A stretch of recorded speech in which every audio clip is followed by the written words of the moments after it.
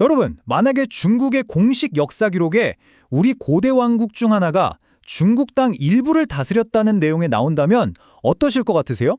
오늘은 아주 오래된 역사서에 담긴 정말 놀랍고도 흥미로운 한 구절을 같이 파헤쳐 보겠습니다.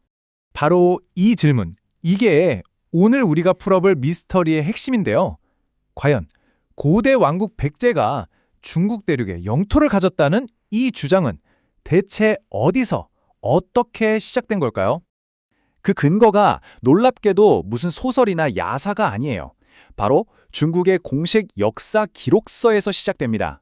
그 책의 이름은 바로 남제서입니다. 여기서 정말 중요한 건 이 책이 그냥 꾸며낸 이야기가 아니라 한 왕조의 역사를 공식적으로 기록한 공신력 있는 정사라는 점이에요.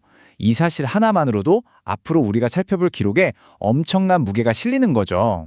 자, 남제서를 보면요. 서기 495년에 백제 동성왕이 남제 조정에 좀 특이한 요청을 합니다. 자기 신하 몇몇에게 공식적인 직함을 좀 인정해달라는 건데요. 어떻게 보면 되게 간단한 외교 기록 같지만 이게 바로 거대한 역사 논쟁의 시작이었습니다. 자, 그럼 동성왕이 대체 어떤 신하들에게 어떤 직함을 달라고 요청했던 걸까요?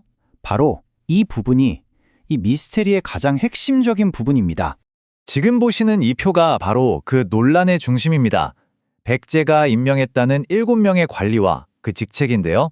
여기서 진짜 주목해야 할 건 바로 그 지역들이에요. 목간이란 인물이 임명된 광양태수의 위치 보이시나요? 현재의 베이징 근처입니다. 또 방요가 임명된 광능태수는 지금의 부유한 도시 양저우에 해당하고요. 청하태수나 성양태수 같은 직책들도 전부 산둥반도 일대의 주요 지역들이거든요. 이 지명들이 전부 명백하게 중국 대륙의 아주 중요한 곳들을 가리키고 있다는 거죠. 이 지명들을 지도 위에 한번 쫙 펼쳐보면요. 이 주장이 얼마나 어마어마한 건지 한눈에 딱 들어옵니다. 특히 이 광양태수의 위치 한번 보세요. 지금의 수도인 베이징 근처잖아요. 당시에도 이 지역은 중국 북방의 완전 핵심, 전략적 요충지였단 말이죠. 근데 백제가 이곳에 태수를 임명했다? 정말 놀라운 기록이죠. 그리고 또 하나 청하라는 곳도 한번 볼까요? 여기는 허베이성이랑 산둥성의 짝 경계에 있어요. 그러니까 북방이랑 중원을 잇는 교통의 중심지이면서 군사적으로도 엄청나게 중요한 곳이었던 거죠.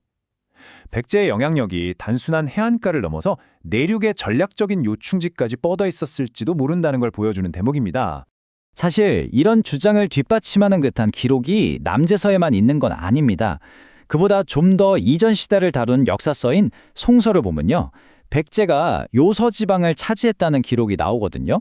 이것도 백제의 영향력이 바다 건너까지 뻗쳤다는 주장에 힘을 실어주는 또 다른 증거가 될 수 있겠죠. 아니, 그럼 대체 당시에 무슨 일이 있었길래 이런 기록이 남게 된 걸까요? 이 질문에 답하려면요. 5세기 말 동아시아의 그 복잡한 지정학적 상황을 좀 이해해야 합니다. 이 기록이 나오기 바로 몇 년 전, 서기 490년쯤에 아주 중요한 사건이 하나 터집니다. 뭐냐면 백제가 당시 중국 대륙의 최강 대국이었던 북위의 대규모 침공을 아주 성공적으로 막아냈다는 기록이 있어요. 자, 당시 중국은 남북으로 나뉘어서 으르렁대고 있었어요. 남쪽엔 백제의 동맹국인 남제가 있었고 북쪽엔 막강한 기마군단을 가진 북위가 있었죠. 그러니까 백제와 남제한테 북위는 공공의 적이었던 셈입니다. 바로 이런 상황에서 백제가 북위 대군을 물리치니까 동맹국인 남제한테 우리 이런 공을 세웠으니 인정해달라고 요청한 거죠. 그럼 남제 입장에서는 동맹이 이겼으니까 당연히 그 공로를 공식적으로 인정해주고 싶었을 거고요. 자, 이제 드디어 역사학자들 사이에서 가장 뜨거운 논쟁거리로 넘어왔습니다. 이 직함들 과연 진짜 의미하는 게 뭘까요? 학계의 해석은 크게 두 가지로 갈려요.